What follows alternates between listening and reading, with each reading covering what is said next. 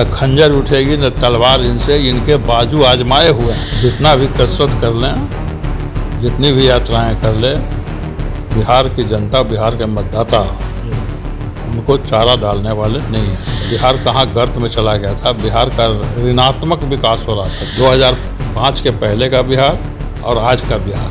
कोई जब तर्क नहीं है तो कुतर्क करता है। ये विचलित मानसिकता के लोग किसी चीज़ पर स्थिर नहीं रहते। नमस्कार, लाइव सिटीज देख रहे हैं आप। मैं हूं आपके साथ धीरज सिंह।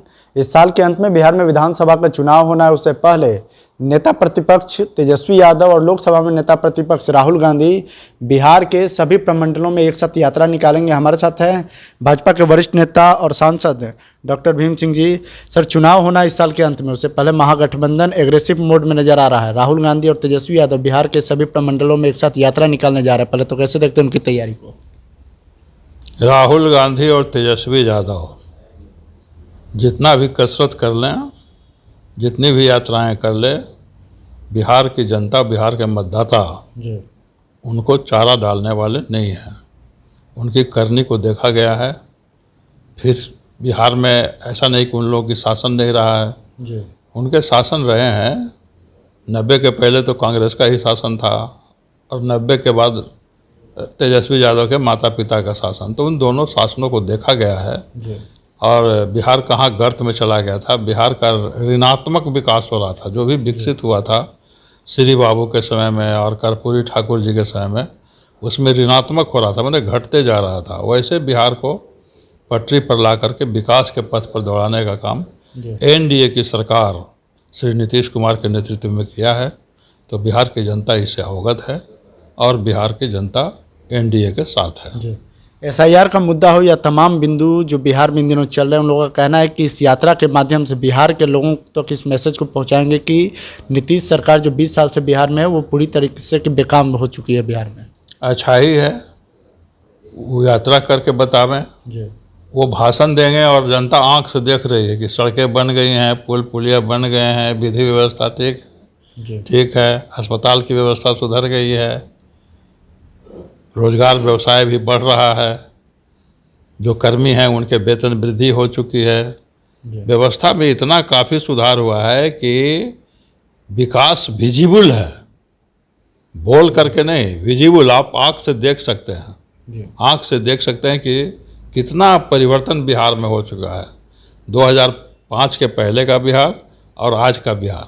तो कोई कितना भी बोलेगा, जो आदमी आंख से देख रहा है कि उसके गांव में सड़कें बन गई हैं, उसके गांव में पानी आ गया है, उसका प्रधानमंत्री आवास योजना से मकान मिल चुका है, उसके घर में अनाज आ रहा है, खाने की कमी नहीं है, पीने का पानी है, तो भाषण से थोड़ी समझ में आएगा।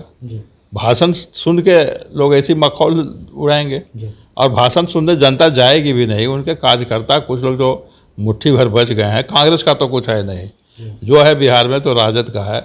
अब उसी के जो लोग कार्यकर्ता हैं वो जाएंगे और सुनेंगे।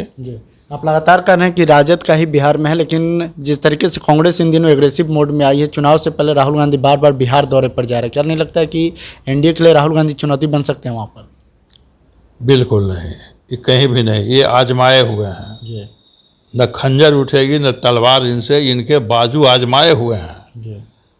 राहुल गांधी की ताकत को हम लोग जानते हैं, अच्छी तरह जानते हैं। वो जहाँ जाते हैं और ध्वस्त ही होता है, और ध्वस्त हो जाएंगे वहाँ पे। और वहाँ तो ध्वस्त पहले से हैं और ध्वस्त हो जाएंगे। जितनी सीटें हैं आप देख लीजिए कि उसमें भी घटोतरी होने वाली है। एक सवाल है सर कि जो चुनाव आयोग की ओर से एसआईआर बिहार में करवाया गया, अब उसका फाइनल लिस्ट कल निकाल दिया गया। लगातार विपक्ष आरोप लगा रहा है कि जो 65 लाख मतदाता के नाम कटे हैं, उसमें अधिकतर लोग बैकवर्ड परिवार से हैं, जिनको वोट देने से वंचित रखा जा रहा है। ये कैसा कुतर्क है ये? एसआईआर, स्पेशल इंटेंसिव रिवीजन, ये बिहार में 1 महीने चला। ये लोग हल्ला गुल्ला करते रह गए और निर्वाचन आयोग जनता तक पहुंच गया, जनता ने उसको सहयोग किया और अब प्रकाशित भी हो गया है। मतदाता सूची प्रकाशित हो गया। किसी को आपत्ति कुछ होगी, अगर कोई जेन्युइन मतदाता छूट गया होगा तो उसका नाम इस 1 महीने में जुट जाएगा। 65 लाख जो हटे हैं, ये बैकवर्ड हैं कि फॉरवर्ड हैं, इनसे क्या मतलब? उसमें से मृत व्यक्तियों का नाम हटा है, उनमें से जो बिहार छोड़कर कहीं और जाकर बस गए उनका नाम हटा है। वो जो 65 लाख में हैं कुछ ऐसे हैं जिनका नाम दो दो जगह पर है, तो उनका हटा है। तो इसमें बैकवर्ड और फॉरवर्ड और ये सब की बात नहीं है। अब मृत व्यक्ति बैकवर्ड हो या फॉरवर्ड हो, उसका नाम रहना चाहिए क्या? ये कुतर्क है, कुतर्क।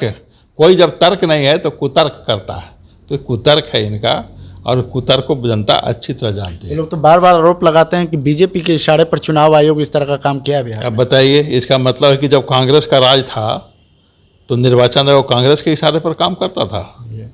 निर्वाचन आयोग एक संवैधानिक संस्था है, संविधान ने उसको बनाया है, और उसका नियुक्ति भी एक ऐसी कमेटी के द्वारा हुआ है जिसमें खुद राहुल गांधी भी हैं।